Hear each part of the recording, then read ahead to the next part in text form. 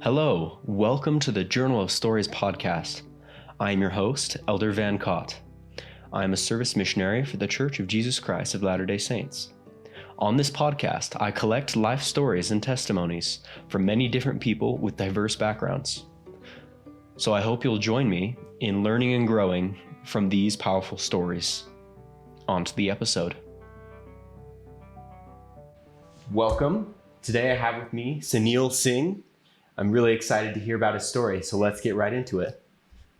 Sunil, who are you? Okay, I am Sunil Singh, like you know. I'm the father of Natasha Singh here in the US. And I have another daughter as well. Her name is Nikita Singh. She still is in South Africa. And I also have my spouse, who is Jenny Singh. And amongst them, I also have a whole lot of other family, which you probably would find out later on. But yeah, right now I'm a dad and I'm a granddad. Awesome. How does that feel, being a dad and a granddad? Well, makes me feel good in the sense that I chose to get married early so that I could spend time with my children and with my grandchildren while I still had some energy going in me. Yeah, it makes you feel good. Awesome. All right. Well, now let's get into your story. The first thing I'm going to ask about is about your family, where you came from, specifically your parents. At what point in their story did you come about? My history is from South Africa, where my grandparents, obviously from my dad's side, my father, he was second son to a person who came from the farms and who was involved in mechanical work in the cane fields. Where in South Africa at that time,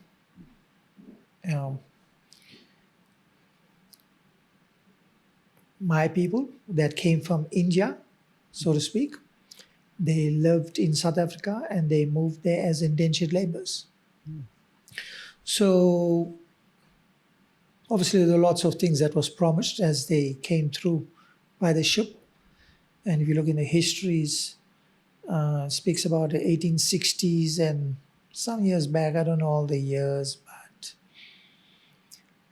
my grandfather was a son to one of the daughters of my great-grandfather, who was called Babu Bodhi Singh, and who was a man who had great ambition. I presume he had some goals in the things from I see what he did, in the things that he acquired in his time while he was living in the country. So there's some history out there because my family is really big. But from my mother's side, my grandparents, I only know my grandfather. From my mother's side, but I have seen my great granny. They also were from India, but I don't know all the history behind that. But my grandfather was a wattle farmer. He was in the forestry business, kind of, and in the lumbering business. So my mother grew up in a province.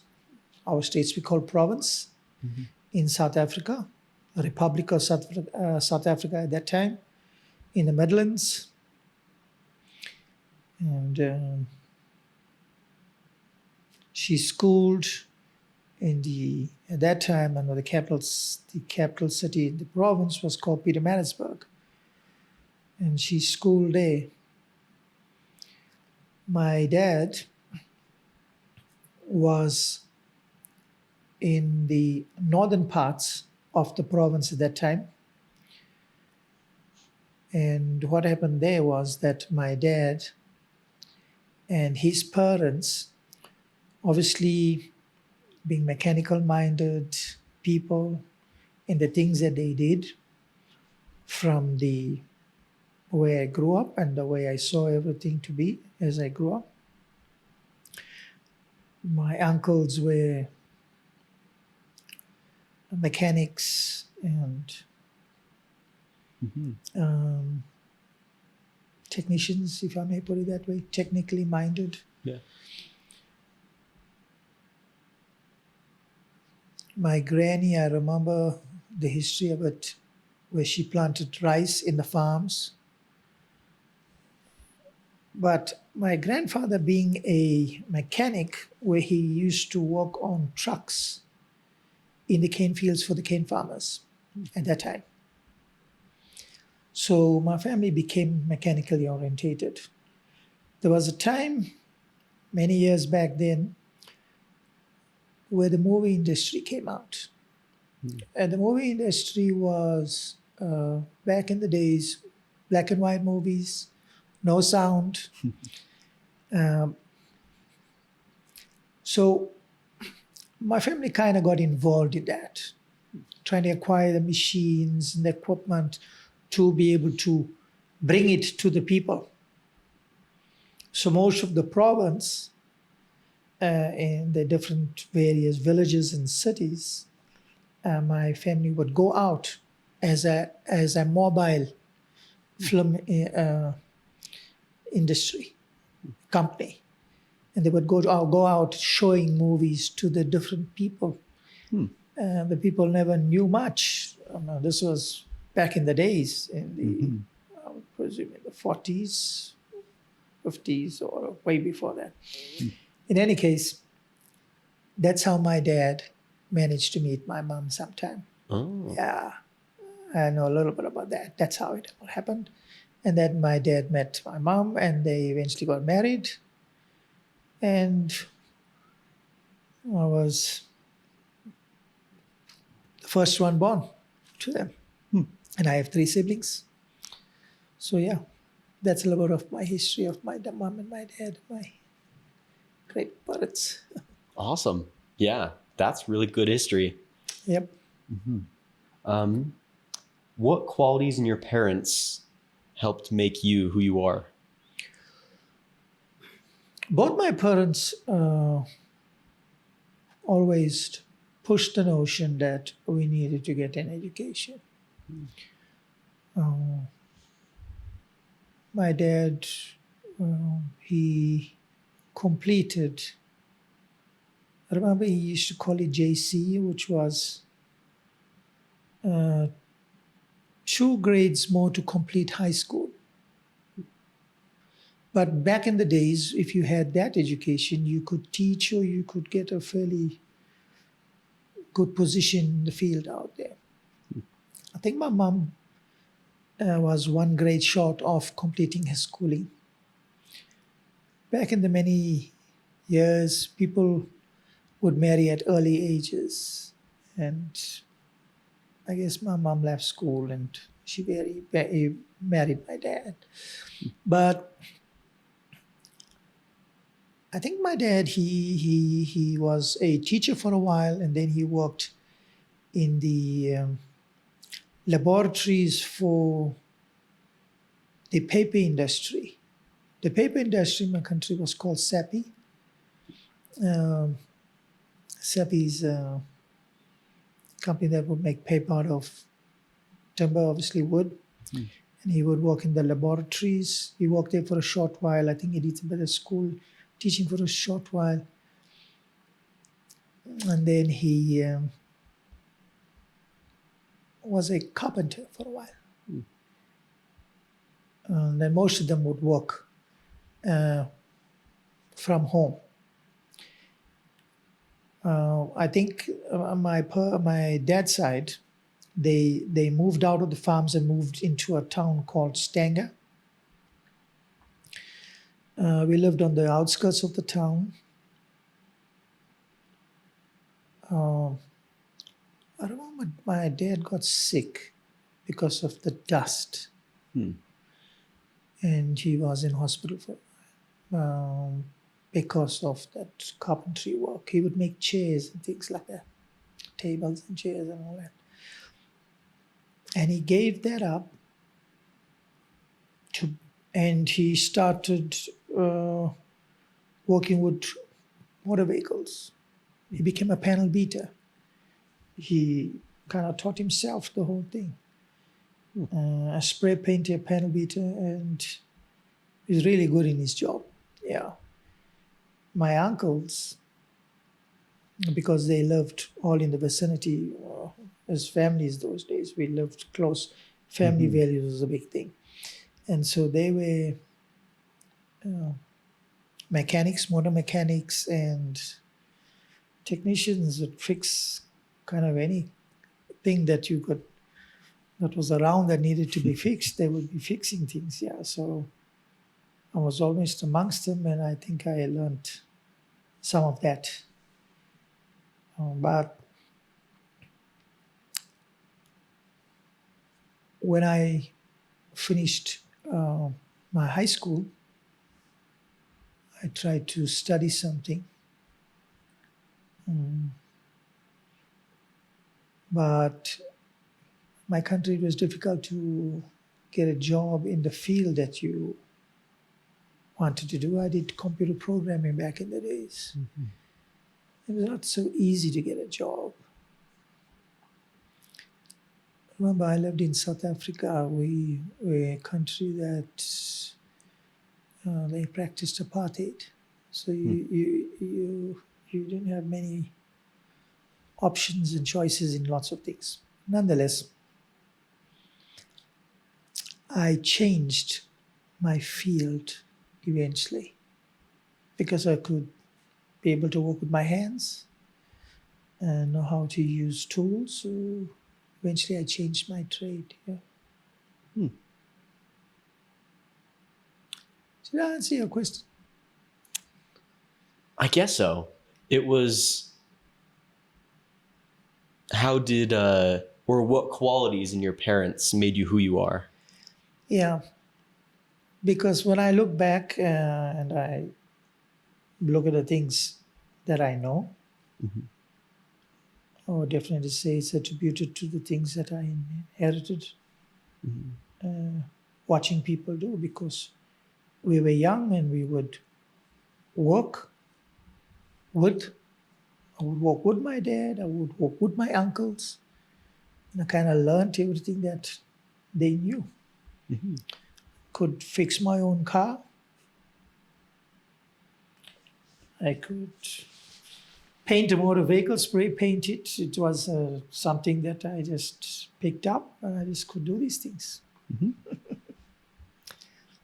Made you very handy then. Yeah, they can be very handy in lots of things. Very good. So now in your early life, where did you grow up mainly? Well, in terms of work and what was offered out there in the area was not much choices. We used to have the paper industry and then the sugarcane industry. In other words, a lot of mills, the paper mills and the sugar mills. I got a job with the paper mill. I worked there for 2 years. I left that and decided to venture out and do other things. How old were you then? I was about 23, 22. Okay. I was young. What Also- about in your very early childhood? How was it growing up? Like I said before, I grew up on the outskirts of the town. So I lived close to the cane fields, just out of town, kind of. My family was involved in all the work in which they were doing, fixing cars, showing movies, and fixing a whole lot of other things. Because the film industry eventually died, and then it became the video business, and from that to DVDs. So as time changed, my family changed and progressed accordingly. And I remember my uncles would be able to fix machines and TVs and all kinds of equipment. And they just had a knack to do this. It's not like you went to school to study all these things. So we would just pick up and learn from all of these things. So now and then we would be called to assist, to do something. If you were not in school, you would do that. Or I would be busy playing with all the neighbors, doing all kinds of mischievous deeds, I guess. But all the people that were around there, we would try and play like cricket, soccer, sport that would get us going. And so a lot of sport, a lot of playing. I remember the railway would be close home, so you have to worry about the railway lines. And so if you went out, you got to watch where you're walking and where you're crossing, things like that, because as a kid, you don't venture out too far. Because sometimes you get hurt and you come back injured. It'll be another story. But yeah, so grew up doing all of these things. My granddad, because he had his sons doing all his work, he would fix like a boat engine or things like that. And he would keep himself busy with those kinds of things, but he had hobbies. He would keep fish in ponds, and he would keep birds. And I remember growing up, whenever he called to assist him, you would go and you would build all these cages for the birds or whatever needed to be done, clean them, runs out and so forth. Or if he needed to go somewhere to meet somebody to maybe bring eggs or birds, more birds, because he would have an incubator that he would hatch these things. Yeah. It was a hobby, but it was a lot of work. Growing up, cleaning fish tanks and fish ponds and bird cages. But yeah, it was all of these things that we would learn. So lots of kinds of things I learned to do. That's fun. Yeah. What were some of the main lessons you learned during that time? I guess in the things that I learned to do, you got to be careful the way you went about doing something. Because you could get hurt, and like nowadays, health and safety is a big thing. And so if you did not watch out, you could put yourself into trouble. Because I remember one time I got electrocuted. And because as a kid, you would run around bare feet. I was standing in some water with the cables around. So I grew up learning that Safety is something you take seriously, because we would play, and what boys would be boys, and you would get hurt, and you think you're having fun, but until it's all stops and somebody's got hurt badly, where you need to go to the hospital to get stitched up or things like that. So safety is an important thing. I think I learned a lot of lessons. The way you go about doing things, do it properly, and mind other people as well when you do things. You just don't do things not caring about others. I think something like that I kind of learned. Cool. Okay. When and where were you when you started to become your own person? As I grew up, my family were at that time Hindus, and they believed in all those things which they believed. And one of the responsibilities as a young person growing up, you have to practice some of the things that they would ask you to do. One of the big responsibilities in a Hindu home would be to light the lamp in the evening. That's your job. You need to light the lamp in the evening. As it gets dark, it's a symbol of keeping the light going as the sun went down.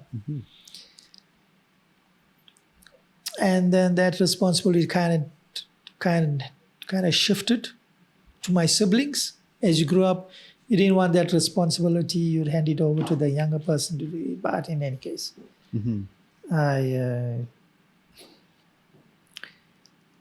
but when you go to school, you're away from home, you're exposed to different things. And there were Muslim kids in my class, my school, Christian children.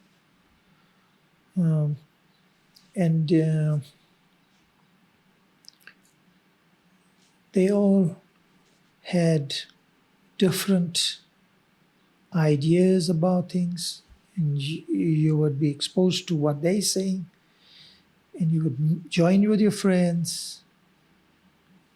You'd go to where they go. You go to a church, you go to a mosque. Those are things you want to do because it's different. And eventually, I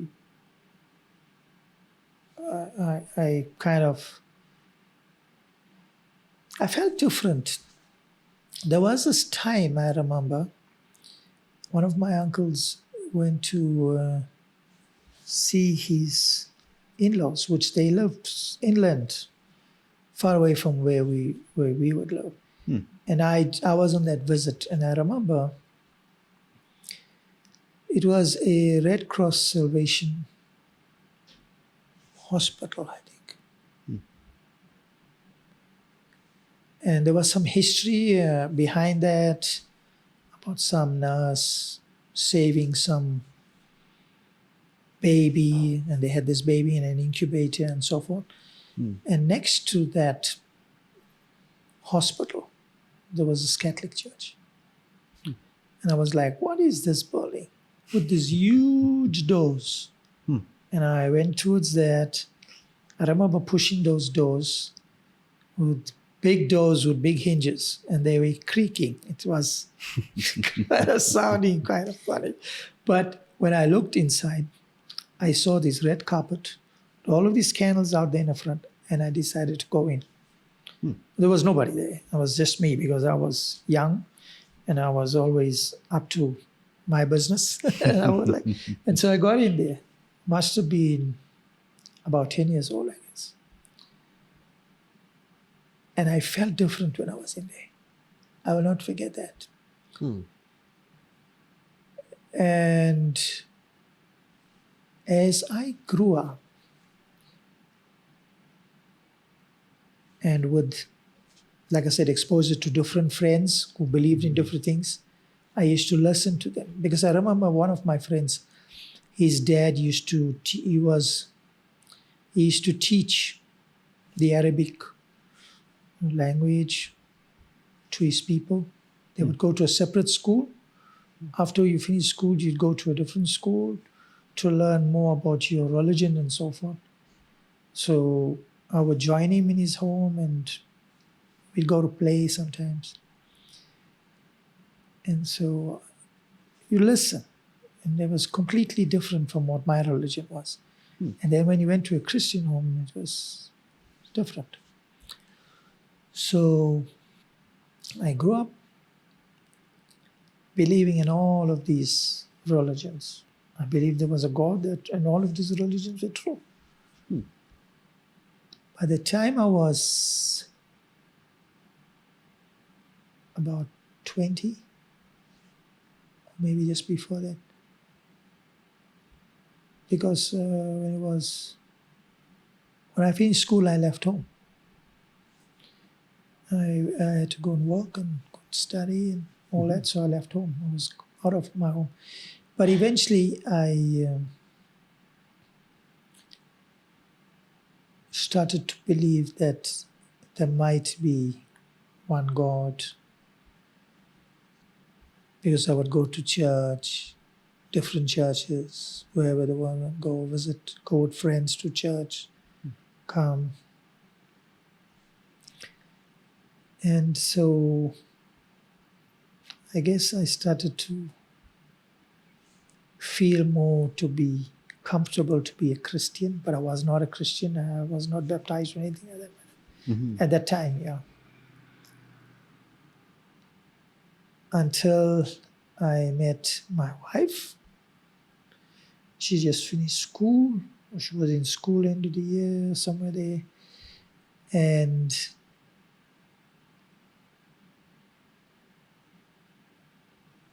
we were in love, and eventually I said to her, you know what, if you're going to get married to me, because she was a Hindu as well, if you're going to get married to me, it's going to be one way. And that's going to be a Christian way. We're going to marry in a church. She was okay. And then I had to go and get baptized before I got married and things like that. So that's how I became a Christian, as starters. Okay.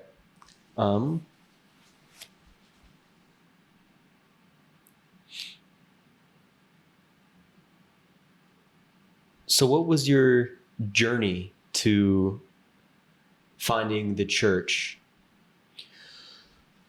Like I said, when me and my wife became Christians, we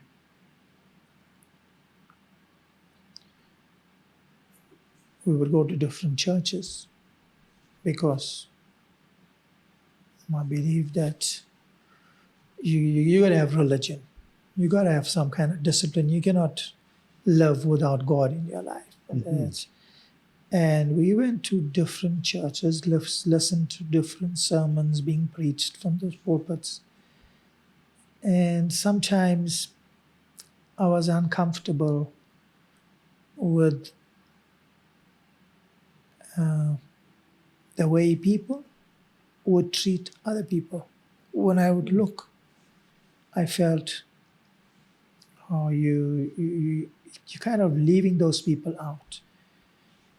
Or some people, maybe they would just be quiet and not get involved, and they would be like kind of just shunned aside. That was not something that made me happy. I felt everybody needed to be treated alike all the time. You needed to be fair in your treatment with everybody. And I'm like, okay, is this church supposed to be like that? Why are those people treated this way and some treated that way? That was just from what I observed in my observations. And so I would say to my wife, I don't feel very comfortable in this church. We'd move to another place. Eventually, I remember we were in one church. It was called a Christian Center. And at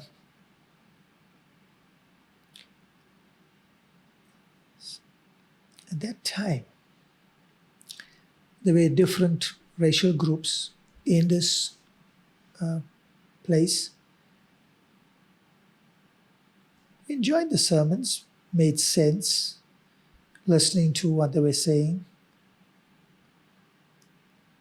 Then this preacher one day gets up onto the pulpit saying, okay, so this is his last sermon. He's leaving the country. He's going to be serving a mission. He's going to be sailing up the coast on a boat going to some other place or something to that effect, if I'm not too forgetful about what he was saying. And then like, okay. When I got home, I said to my wife, he's leaving.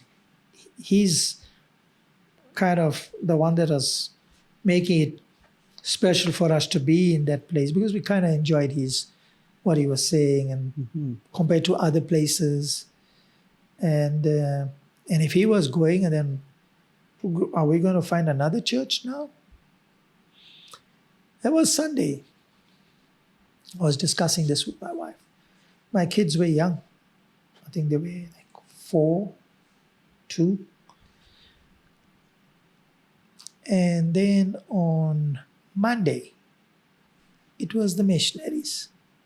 I think the missionaries would also go to the schools and help out in whatever activities or whatever they did those days, on their P day, how to teach children how to play one of these sports. And then I think they passed my house, knocked at the door, they needed water, but I think they thought they'll do some proselyting a little bit. So they knocked at the door. Then they decided to speak to my wife. I wasn't there. My wife said, I'll come back tomorrow. And when I came back home from from work on Monday in the evening, my wife said to me, this is what the story is. We had 2 guys dressed in white shirts knocking the door, and they left this book behind. It was a Book of Mormon. I said, okay. I looked at the book. I turned the pages. It all looked very different from the Bible, obviously. I browsed a couple of things. I did not put it aside. I went to work on Tuesday. The appointment of the missionaries was the following day, Tuesday, though, in the evening when I come back from work. So at that time, I was working in a oil refinery.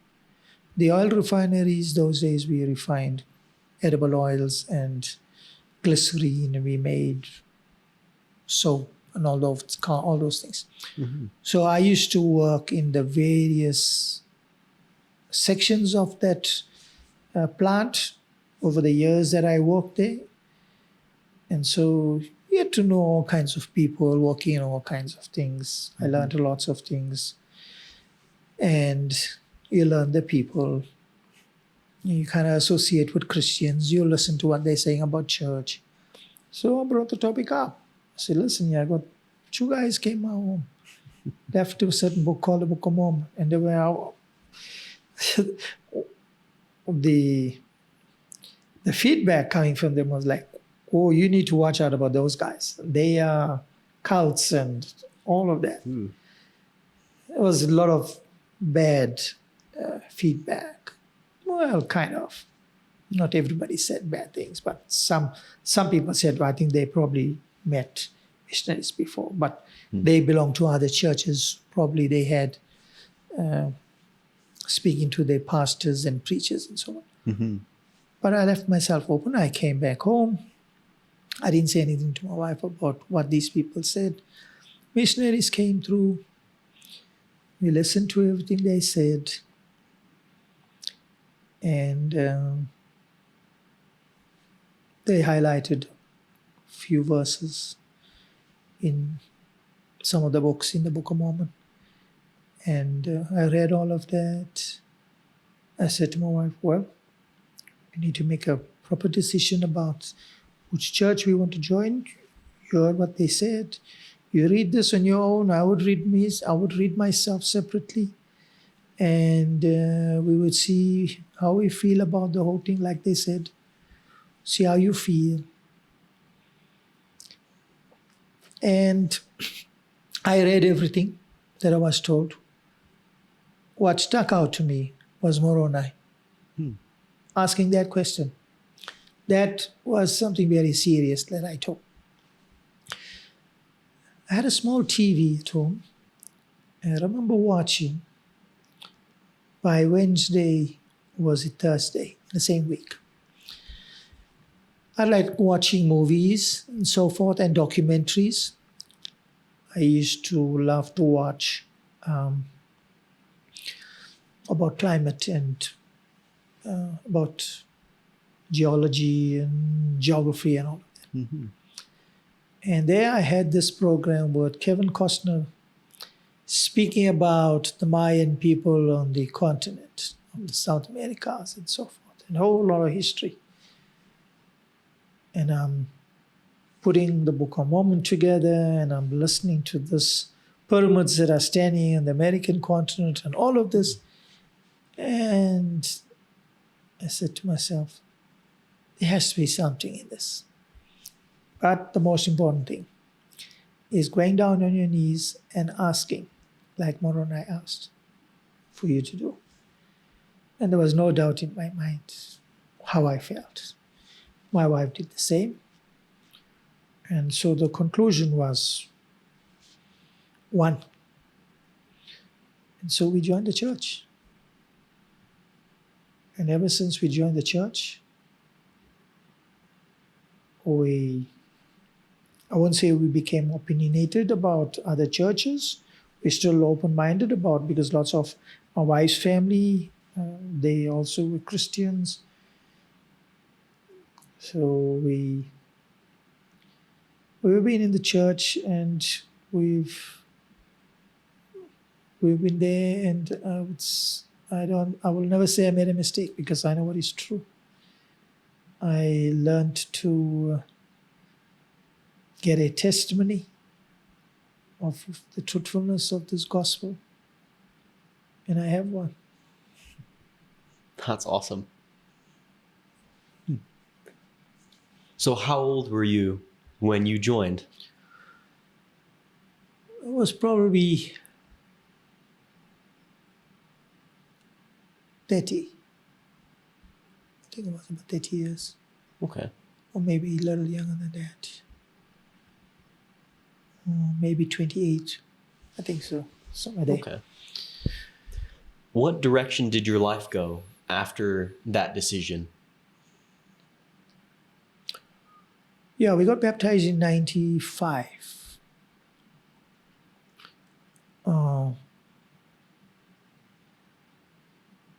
Working and trying to progress in life is moving leaps and bounds is not something that you can just do. And you need help that needs to come from on high. And there are many angels out there. I was in the church for a long time. I remember I used to be a mission leader, and then I was quorum president for a while, I remember, and then I was in the council, and one of my counselors,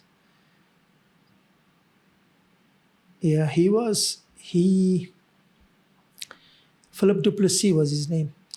He had a company that would fix and hire out forklifts and things like that. But he was in business with another man, Mr. Swart, in the oil refining business as well, out of the country though. And so Philip, he asked me, if the oil industry is something that he could get involved in, because, and if there's a way that we could do certain things. I'm like, okay, what do you want to do? He says, no, his partner is in the oil industry, but he's thinking of getting in business with him about opening a company in the country that is different. So what do you want to do? So, well, his partner brings in coconut oil out of the Mozambique neighboring country, and it's used in many aspects, and he would like to become a business partner with him. I said, well, it's possible. So he was like, okay, would you like to come work for me?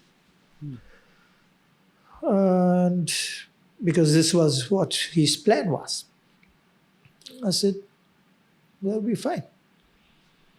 I worked 10 years in the company that I worked in. I had experience in lots of things, but then all the background that I had, I just felt positive of the things that I did, the way I did it. And I didn't say that things were impossible. I just believe that you can try and do something. I said, sure. And so I started to work in his shop. And we looked at all the things that we could get to build another refinery. The equipment, we got in some secondary equipment. I started to fix those things and revamp them, pumps and motors. And there was another partner that came into the business who obviously had some good financial backing, and these owners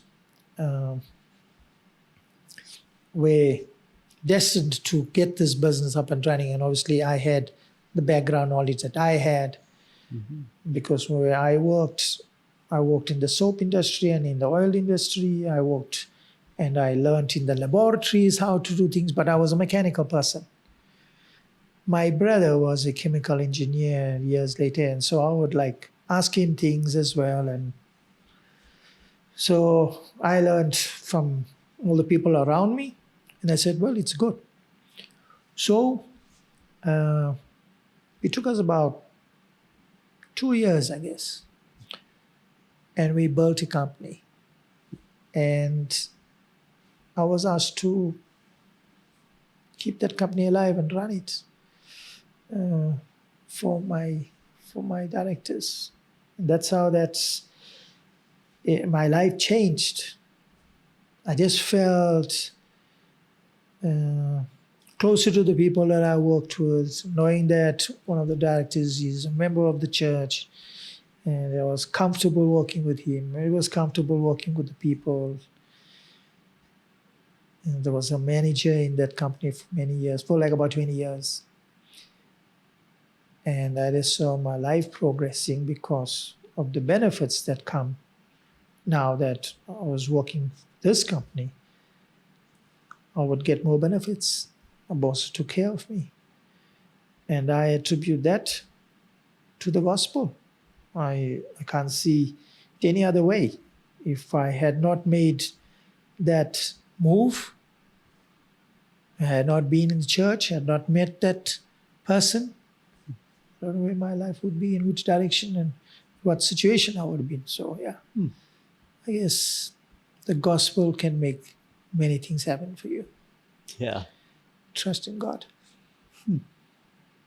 That is a cool story. What did you learn during the process of building that company? The people that I worked with, I would always tell them about my church. But people have their own beliefs. And sometimes I would have to work out of the country, in the neighboring country, because that was our sister company. And I would always go to church in the new place as well, because a fine church, where's the church?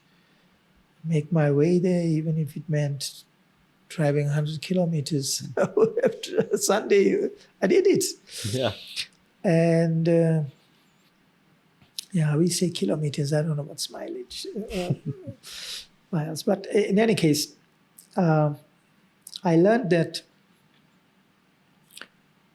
you keep the Lord close to you, or you stay close to the Lord, whether you with your family or whether it with your work.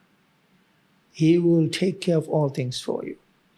There have been many times in the things that I've been involved in, even at work, where things became challenging.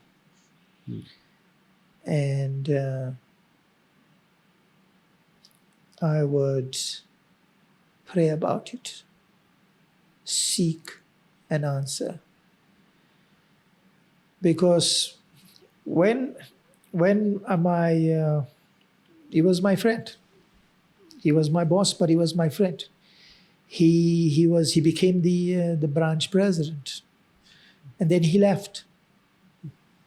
He left the company. He moved out. A short while later, I became the branch president. I was the branch president for about just over 10 years in the unit that I served. And you're a branch president, your work, responsibility is a big thing. Yeah. And as one thing I learned, that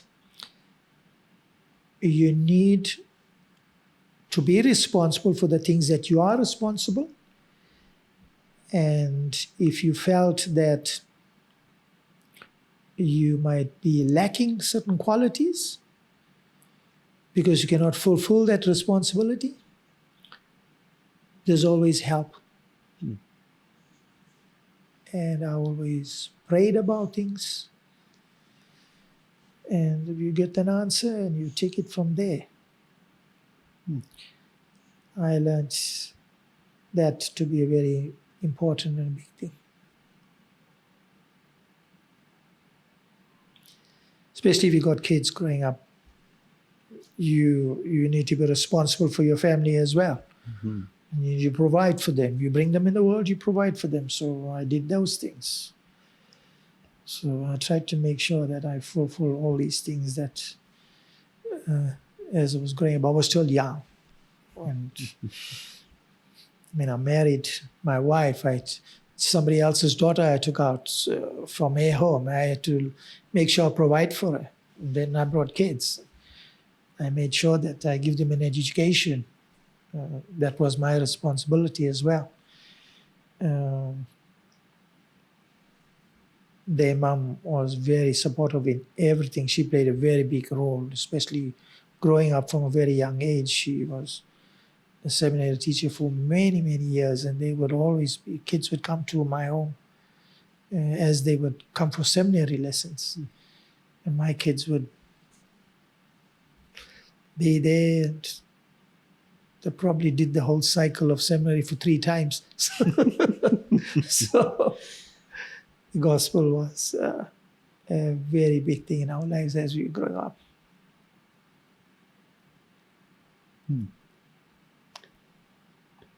I don't know if I asked you about the story of how you met your wife yet. My wife, I was with friends. It was an evening. We were moving out for the evening. Boys would be boys. You would go out and you would party. We used to smoke those days, have a beer, play pool, or in the evening, or you go watch a game. Soccer was a big thing for us. And my wife was with some of her friends. They were going to a birthday party, I think. So I just briefly met them, finding out what you guys doing here. She lived in a in a village that's about 2-3 miles out from where I was, or a little bit more maybe. And then like, okay, but they were going out they had a plan, they were going somewhere. We just briefly met them. And I was like, okay, I will go to that neighboring village, because that's what we did from the town that we lived. We would go out to the neighboring villages or to neighboring towns. We would go all out and visit friends who lived in different places, especially when you played soccer, you played sport.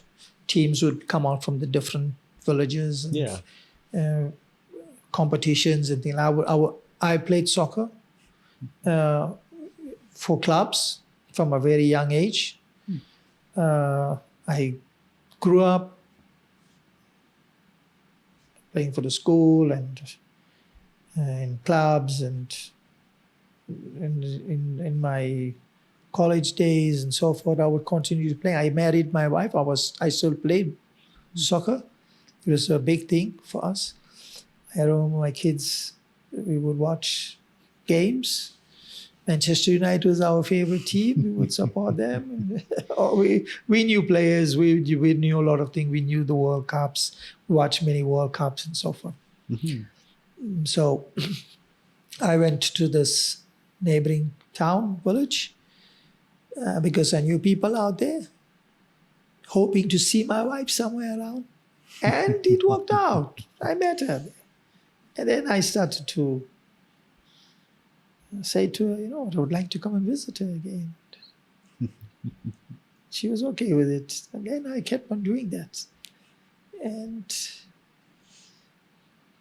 that's how I got to know her, until I proposed to marry her. Yeah. We married in June 1988. We never look back. Oh, that's awesome. Yeah. So you guys were in South Africa at that point? All the time. Okay. All the time, yeah. So that's my life until I married and grew up, and my work and so forth. My kids were important to me. I had a close friend as I grew up, Manipulay. He was a friend with me. We grew up we schooled together. We went to college together. Eventually, we married 2 sisters. I tried to convince him of the truthfulness of the gospel. But it's not so easy. He being a Hindu, his family was staunch in their religion. But sometimes, it takes a different angel or another way to convince people. I firmly believe it's my wife who eventually bore her testimony, which did all to convince him, because I think I never shared my testimony with him. I said things, spoke about church and so forth. But I think she did bear her testimony to him. And after 10 years, we being members of the church, he became a member, and his whole family, because they are relatives to us. He was my friend, and my wife's sister married him. And then at that time, their kids would join us, and they would come to church as well. But the father he was my friend at that time. Still, no. He was not convinced. But yes, over 10 years, that made the difference. And from there, as he changed, his family became members. He was the bishop for many years in one of the units. He served in as stake clerk, I think, as well in the stake. And his sons served missions in South Africa. No, sorry. One son served in the UK and one served in South Africa. So his son served missions. Yeah. His daughter moved out to BYU Provo. She came out here studying. Idaho, sorry, not Provo, Idaho. My daughter came out to Provo when she finished school. She actually did very well in school. She had many bursaries and things like that from different organizations, especially, I think, the US, you do SATs or you do The ACT, I believe. or whatever it was called. Yeah. You do a test and she did well. And I think she had 4 universities giving her full bursaries. But she was convinced at that time she wanted to come to Provo. And so I had to do all that I can to send her to Provo. Provo is an expensive school. But yeah, she did come out to Provo. But my friend, his daughter, she came out to Idaho. She's here now. And the other person that joined the church was my wife's youngest sister. She eventually joined the church. She got married to a member. I remember I was a branch president at that time. They would come out to the branch. They would come out from the neighboring state, neighboring province to visit, and they would come and look at my wife's sister. Eventually married her. My dad's one uncle, he became a Christian eventually for a short while in another church, and then he would come to my home and like, you guys joined this church that you have. What's about it? What about it? Well, at that time, I probably in some way or the other managed to share my testimony with him, because I believe your testimony is what really changes people. And I probably said some things, I can't remember about exactly what, but Joseph Smith was in there, and about the church and the values, and family values and all of that. And obviously they were Christians, so they knew about the Savior. But I think sometimes other churches, they can confuse you about the Godhead. And sometimes you need to make that clear, that we have a Heavenly Father that loves us, and He's a separate being. And that the Savior is His Son. He's a separate being, and the Holy Spirit is a separate. And so you have to clarify all these things out. Eventually, my uncle joined the church. And he's still a strong member in the church. He's in the bishopric there. So the church, our family started to grow. My wife's mom joined the church.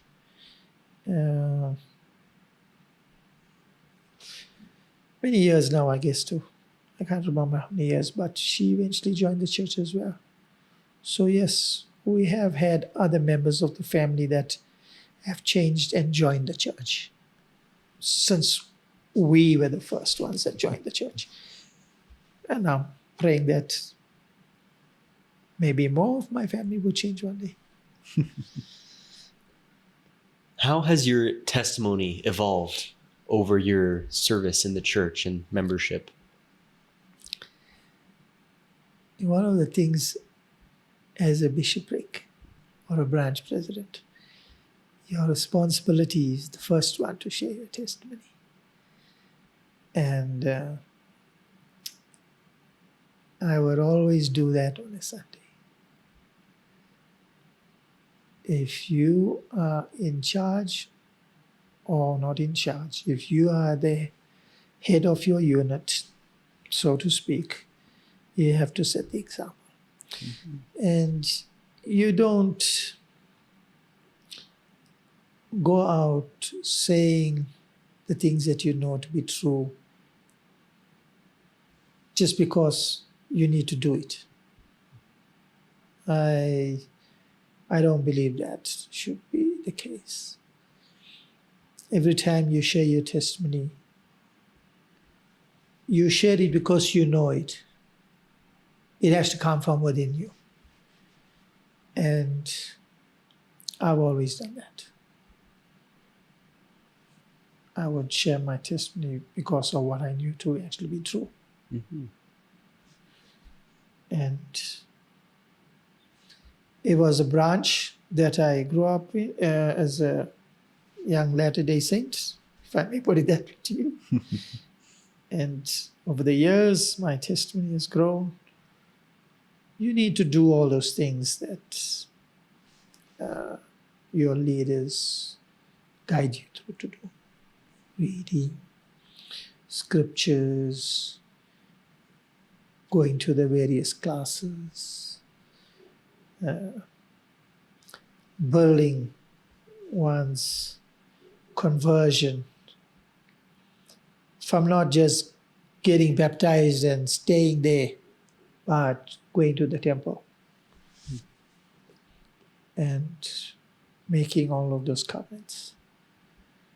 So one of the things that I felt very strong about is that the members in my ward, the time or branch, needed to go to the temple. The temple was 600 some odd kilometers away. That's over 300 miles or whatever. Yeah. And we would plan as a unit. And when the temple was announced in my province, it was a big thing, because now it was like not so far. And I remember my wife and I got interviewed. Elder Hamilton, he said to us that we need to be serving in the temple. There were certain people in the stake or in the area that were asked to serve in the Durban temple. And I was like, okay, how do I do this? Because I live and I walk very far from the temple. It's like 100 kilometers or more.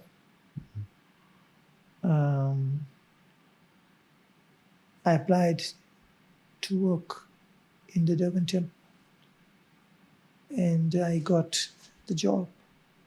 So I resigned from the company that I worked for about 20 years in this oil refinery business. And I worked as a temple facilities manager assistant in the Durban temple. And I worked there for 7 years until I left that place to come here to the land of promise with the many temples. Oh, yes. Now with our temple that's just 10 minutes away. Yeah. That's my story. That's awesome. Now, before we get to the question in the journal, is there anything we haven't talked about that you would like to?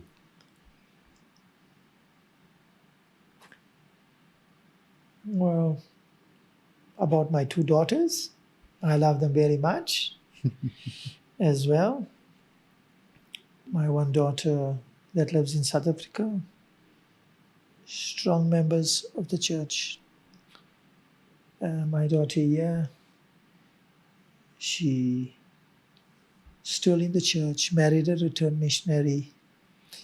I have 3 grandchildren, beautiful grandchildren, going to church, born in the church. Unlike my wife and I and my daughters, we were converted to the church. My children, okay, they were 2 and 4 when, it's about 2 and 4 or 5, somewhere there, when they joined the church. And so they pretty much know the church and nothing else. They cannot remember any other church. I doubt they can at that young age much. Maybe just a few things, but they basically grew up in the church. So I would say that being members of the church can definitely help you in your life.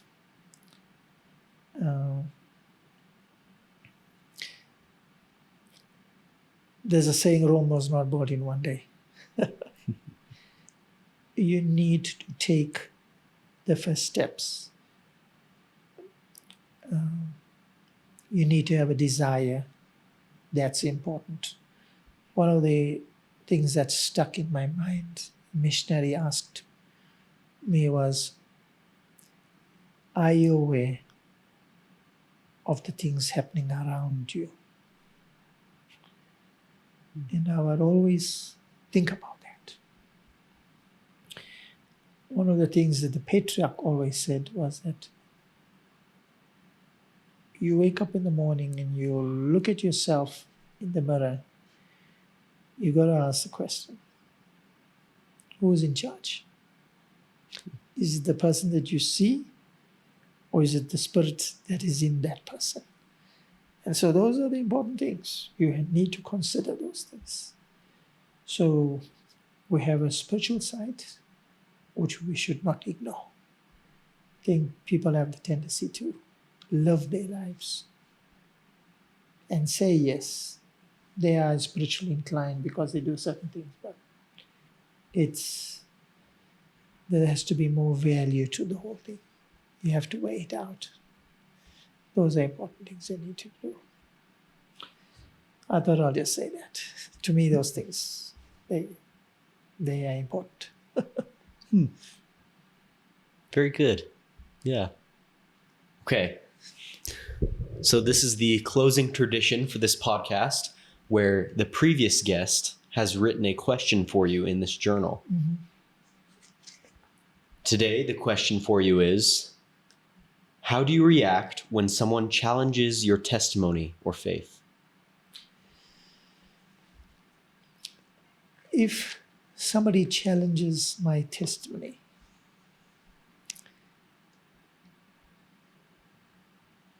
the thing is this: how do you change something when you know it to be something else? When it is something, you cannot change it to be something else.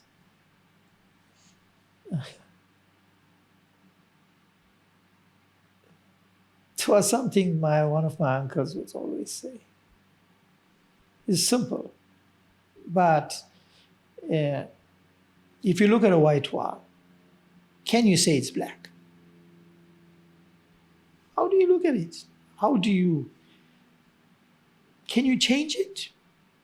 You have to go to great extents to change it. Probably you have to paint it to change it. But if you look at it without doing anything. So if you know something to be true, you cannot change that. I, for one, cannot understand. It kind of bothers me, in fact, how people who would know something, especially knowing that the church is true, the things that you know, having a testimony, and then leave the church. I can't understand that. Why would people do that? I mean, it has to be definitely change a person completely for you to want to leave the church. You'd have to become a different person. Because if you are a member of the church, I think it was President Gordon Hinckley said that, where you're the miracle. When you change, you become that person. So if that's the miracle, what do you say? You don't want the miracle anymore. You go back. You don't want this miracle. Do you want to go back? So to me, it's something that I just would not accept.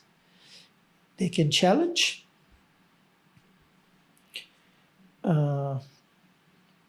By convincing you maybe that they feel that'll be their opinion. It's not going to change me. Yeah, that's what I think about it. Okay. Well, thank you so much for taking the time to have this conversation with me. This one was pretty long. You must make it short. There was lots of really good comments and really good stories that you have that tell a lot about the kind of person that you are. A good one, I would say. Okay, if you say so. All right, well, that'll be all. Thank you again. Thank you.